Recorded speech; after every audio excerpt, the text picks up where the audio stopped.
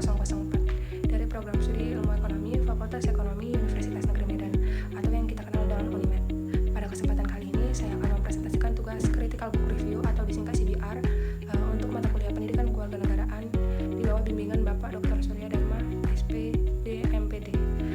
CBR ini saya susun dengan sungguh-sungguh sebagai bentuk tanggung jawab akademik sekaligus upaya saya untuk lebih memahami materi kewarganegaraan secara mendalam dan kritis. Jadi yuk kita mulai simak video ini sampai selesai ya.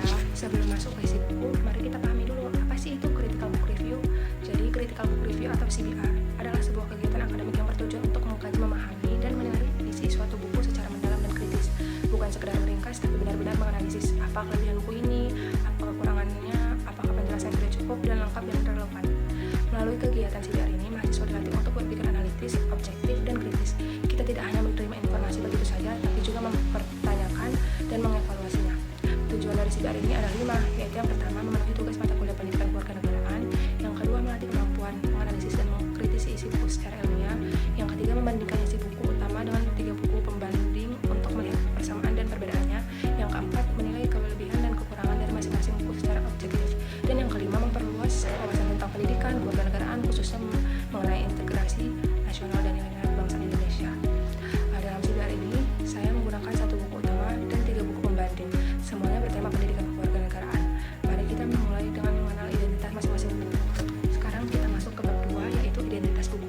Buku utama yang saya kaji berjudul Pendidikan Kewarganegaraan berbasis Project Citizen, Panduan untuk Mahasiswa Kritis dan Responsif. Buku ini ditulis oleh Dr. Orbert Sinaga, MSI, dan Apia Gandama, SPD, diterbitkan oleh Obelia pada tahun 2025 dengan tebal 205 halaman dan ISBN 9786347142160.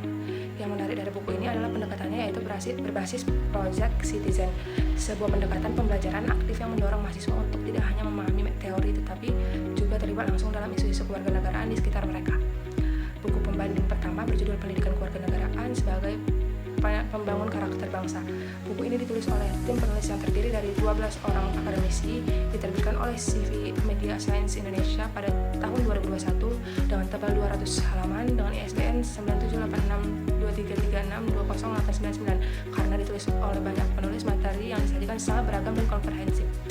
Buku pembanding kedua berjudul Pendidikan Kewarganegaraan, Konsep dan Rasionalitas ditulis oleh Randi Fadila Bustaman dan kawan-kawan, diterbitkan oleh Baika Cendekia Indonesia tahun 2006. Tebalnya 222 halaman dengan ISBN 9786347532329. Buku ini adalah yang paling baru di antara keempatnya. Buku pembanding ketiga berjudul Buku Ajar Pendidikan Kewarganegaraan berbasis Proyek, ditulis oleh Puspita Dianti MPD, Puan Nisar SPD MH, dan Kamela SPD MPD, diterbitkan oleh Bening Media Publishing pada tahun 2024, tebal 250 halaman dengan ISBN 9786238557 Keempat buku ini memiliki tema yang saling berkaitan, yaitu pendidikan kewarganegaraan dan integrasi nasional. Namun masing-masing memiliki pendekatan dan penekanan yang berbeda, dan itulah yang akan kita bahas lebih dalam. Selanjutnya kita masuk bab 3, yaitu pembahasan isi buku. Mari kita mulai dari buku utama. Tentang cover buku utama ini terlihat cukup menarik dan sesuai tema. Warna biru tua memberi kesan formal dan serius, cocok untuk buku perkuliahan. Judul berwarna kuning membuat tulisan mudah terbaca, gambar-gambar di bagian tengah menampilkan kegiatan masyarakat, budaya, lingkungan, dan bendera Indonesia. Semuanya relevan dengan tema kewarganegaraan. Pembaca bisa langsung memahami gambaran isi buku hanya melihat covernya. Selanjutnya yaitu tentang kualitas. Dari segi kualitas, tampilan buku terlihat rapi dan jelas. Cetakan cukup baik, namun susunan gambar yang banyak membuat tampilan cover terkesan sedikit ramai. Selain itu, tulisan penjelasan di bawah judul utama ukurannya agak kecil sehingga kurang menonjol. Selanjutnya yaitu tentang materi. Buku ini memberikan landasan pemahaman yang cukup mendalam mengenai pentingnya integrasi dalam kehidupan berbangsa dan bernegara. Ada 5 poin besar yang dibahas, yaitu poin pertama tentang integrasi nasional. Buku ini menekankan bahwa Indonesia adalah negara yang sangat majemuk dengan ratusan suku, bangsa, agama, bahasa, dan adat istiadat yang terbesar dari Sabang sampai Merauke. Keberagaman ini adalah anugerah, tapi juga bisa menjadi sumber perpecahan jika tidak dikelola dengan baik. Oleh karena itu, integrasi nasional menjadi sangat penting. Buku ini menjelaskan bahwa integrasi tidak terjadi secara instan, yang membutuhkan proses panjang, kesediaan untuk menerima perbedaan, dan komitmen bersama untuk bersatu. Ada faktor-faktor yang mendukung integrasi seperti senasib sebagai bangsa yang pernah dijajah, kesepakatan terhadap Pancasila sebagai dasar negara, dan penggunaan bahasa Indonesia sebagai pemersatu. Tapi ada juga faktor penghambat seperti sikap mementingkan kelompok sendiri, kesenjangan sosial, ekonomi, dan rendahnya toleransi. Poin kedua yaitu integrasi sosial. Integrasi sosial terjadi ketika individu dalam kelompok masyarakat bisa hidup berdampingan secara damai, saling menghargai, dan mampu bekerja sama. Dalam kondisi integrasi sosial yang baik, masyarakat memiliki kesepakatan terhadap nilai dan norma yang berlaku, sehingga tercipta keteraturan dalam kehidupan. Konflik yang muncul pun bisa diselesaikan dengan cara yang baik tanpa menimbulkan perpecahan berkepanjangan. Poin ketiga yaitu integrasi budaya. Indonesia memiliki kekayaan budaya yang luar biasa besar. Integrasi budaya berarti berbagai unsur budaya yang berbeda bisa hidup berdampingan tanpa saling menghilangkan identitas masing-masing. Setiap budaya tetap mempertahankan ciri khasnya, tetapi juga mampu beradaptasi dengan budaya lain. Dalam kehidupan sehari-hari, integrasi budaya terlihat dari perpaduan budaya lokal dalam bentuk bahasa, seni, makanan, dan kebiasaan. Keberagaman justru menjadi kekuatan yang memperkaya kehidupan bangsa. Poin keempat yaitu strategi integrasi nasional. Buku ini menjelaskan berbagai langkah konkret untuk menjaga dan memperkuat persatuan. Strategi ini tidak hanya menjadi tanggung jawab pemerintah, tapi juga seluruh masyarakat.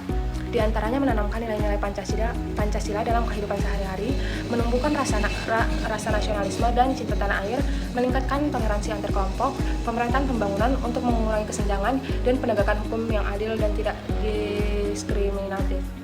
Poin kelima yaitu mewujudkan integrasi nasional.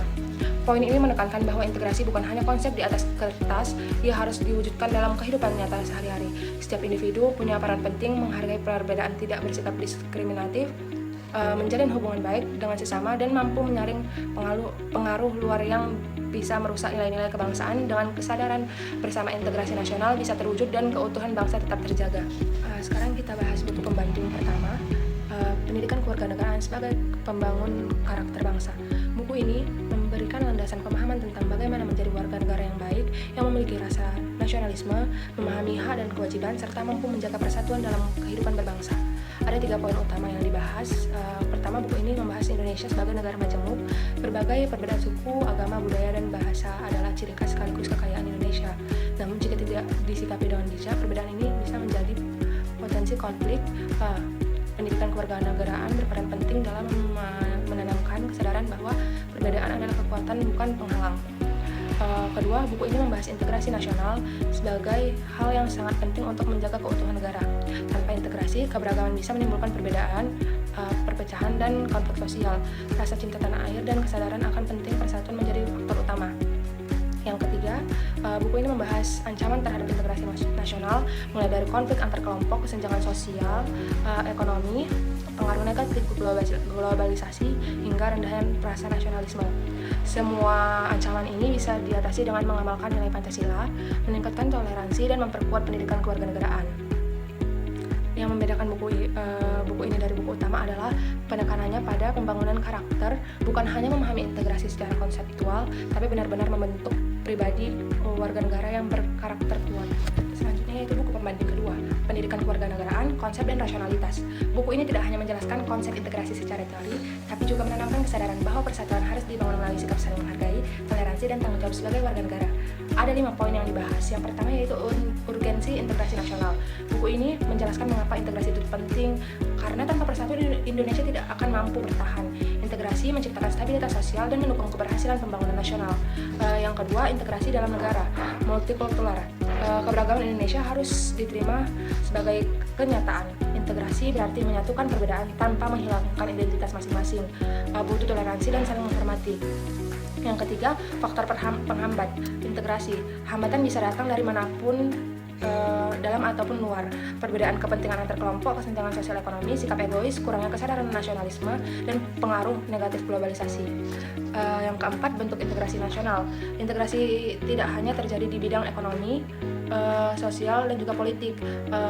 Dalam bidang politik, integrasi terlihat dari sistem pemerintahan yang menyatukan seluruh wilayah dalam ekonomi, dari pemerataan pembangunan dalam sosial budaya, dari sikap saling menghargai perbedaan. Dan yang kelima yaitu peran warga negara. Setiap individu mempunyai tanggung jawab untuk menjaga persatuan dengan menghargai perbedaan, bersikap toleran, menaati aturan, mengamalkan nilai kebangsaan, dan berpartisipasi aktif dalam kegiatan sosial. Sekarang yaitu buku pembanding ketiga, buku ajar pendidikan kewarganegaraan berbasis proyek. Buku ini adalah yang paling detail dalam membahas ancaman terhadap integrasi. Ada 5 poin utama. Yang pertama, pengertian integrasi nasional dan disintegrasi bangsa.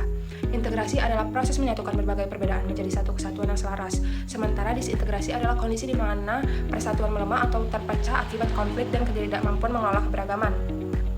Disintegrasi terjadi ketika masyarakat lebih mementingkan kelompoknya sendiri daripada kepentingan bersama. Yang kedua, pentingnya integrasi bangsa. Tanpa persatuan, negara tidak akan mampu bertahan jangka panjang. Integrasi menjaga keutuhan wilayah, menciptakan rasa aman, memperkuat identitas nasional, dan mendukung pembangunan nasional. Yang ketiga yaitu ancaman terhadap integrasi nasional. Buku ini membedakan ancaman dari dalam dan luar negeri. Ancaman dari dalam misalnya konflik SARA, kesenjangan sosial ekonomi, dan sikap intoleransi. Ancaman dari luar misalnya pengaruh globalisasi yang tidak sesuai nilai bangsa dan penyebaran hoaks di media sosial yang memecah belah masyarakat. Yang keempat yaitu permasalahan disintegrasi nyata di masyarakat Indonesia. Konflik sosial di berbagai daerah menjadi contoh bahwa disintegrasi masih menjadi tantangan nyata. Sikap egoisme kelompok dan kurangnya toleransi memperburuk kondisi tersebut. Dan yang kelima, cara mengatasi ancaman disintegrasi. Langkah-langkah antara lain yaitu mengamalkan nilai Pancasila, meningkatkan nasionalisme, mengembangkan toleransi, menegakkan hukum yang adil, pemerataan pembangunan, dan memperkuat pendidikan kewarganegaraan untuk membangun karakter generasi muda. Buku ini paling cocok sebagai bahan belajar karena pembahasannya runtut dari pengertian ancaman hingga solusi seperti sebuah perjalanan lengkap memahami integrasi nasional. Nah, sekarang kita masuk ke bagian yang paling kritis, yaitu analisis kelebihan dan kekurangan dari keempat buku. Buku utama kelebihannya materinya sangat lengkap, terutama dalam membahas integrasi nasional, sosial, dan budaya. Penjelasannya disusun secara berurutan sehingga pembaca bisa mengikuti alur dengan mudah. Isi buku juga sangat relevan dengan kondisi nyata Indonesia. Pendekatannya berbasis project citizen juga menjadi nilai plus karena mendorong mahasiswa untuk aktif dan kritis. Kekurangannya, desain cover terkesan sedikit ramai karena terlalu banyak gambar. Beberapa tulisan pada cover berukuran kecil sehingga kurang jelas. Selain itu, pendekatan project citizen yang menjadi keunggulan buku ini tidak terlalu terasa dalam isi materinya, lebih banyak bersifat teoritis. Selanjutnya yaitu buku pembanding. Buku pembanding pertama, kelebihannya pembahasannya sangat luas karena ditulis oleh 12 penulis sehingga perspektifnya beragam. Struktur buku sangat sistematis dengan pendahuluan, isi rangkuman, dan daftar pustaka yang lengkap. Bahasa yang digunakan mudah dipahami meski menggunakan istilah ilmiah. Kekurangannya karena ditulis banyak penulis, gaya penulisnya di beberapa bagian tidak konsisten dan bisa membuat pembaca sedikit bingung. Desain covernya juga terlalu sederhana dan kurang menarik. Selanjutnya yaitu buku pembanding kedua. Kelebihannya bahasa yang digunakan sederhana dan sangat mudah dipahami mahasiswa. Penjelasan tentang faktor penyebab dan hambatan integrasi cukup baik. Cocok sebagai buku pengantar untuk mahasiswa yang baru mempelajari kewarganegaraan.